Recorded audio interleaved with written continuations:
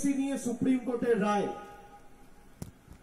এই রায়ে আমরা সুপ্রিম কোর্টকে সম্মান করি, সুপ্রিম কোর্টকে মর্যাদা জানাই, আমরা সুপ্রিম কোর্টকে বিশ্বাস করি যে বিচার ব্যবস্থা এখনো মাথা নত করেনি এবং বিচার ব্যবস্থা নিরপেক্ষ। কিন্তু কোন রায় যদি আমার পছন্দ না হয়, সেই জাজমেন্টকে ক্রিটিসাইজ করার রাইট কিন্তু ভারতবর্ষের সংবিধান প্রত্যেকটা ভারতবর্ষের নাগরিককে দিয়েছে। এই রায়ের মাধ্যমে কোথাও যেন আমার মনে হচ্ছে ভারতীয় জনতা পার্টির যে বৈমাতৃসুলভ আচরণ এবং বাংলার মানুষের প্রতি ধারাবাহিক বৈমাতৃসুলভ আচরণ এবং মানসিকতা, তার প্রতিফলন আমরা দেখতে পেয়েছি।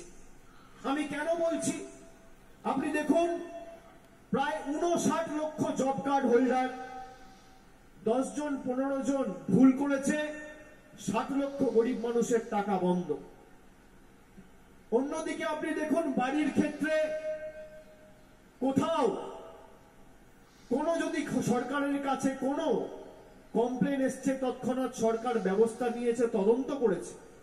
2-4 জন, 5 জন, 10 জন, 15 জন, আমি তর্কের খাতিরে ধরলাম 100 জন, 1000 জন যদি ভুল করে থাকে, তার শাস্তি সেই 1000 জনকেই দিতে হবে। আপনি 1000 জনের জন্য 17 লক্ষ লোকের বাড়ি আটকে রাখতে পারেন না। যদি অযোগ্য কেউ চাকরি পেয়ে থাকে, তার বিরুদ্ধে ব্যবস্থা হোক, তার বিরুদ্ধে তদন্ত হোক, তাকে শ্রীঘরে পাঠান, তার চাকরি যাক, তাকে টাকা ফেরত দেওয়া করান। কিন্তু কিছু অযোগ্য লোকের জন্য আপনি প্রায় 16-17 হাজার যোগ্যদের চাকরি কেড়ে নিতে পারেন না।